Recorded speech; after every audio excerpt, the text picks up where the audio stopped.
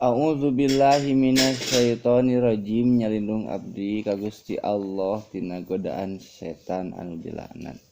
Bismillahirrahmanirrahim. Kalayan asman Allah nu maha murah nu maha asih.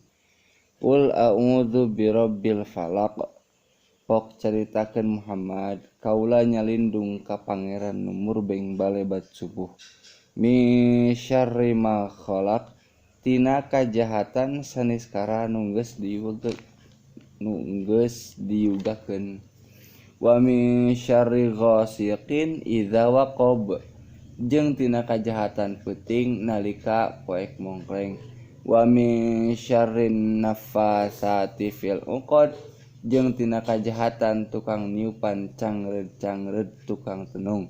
Wa min syarri hasidin idza hasad, jeung tina kajahatan nu hasud nalika hasudna.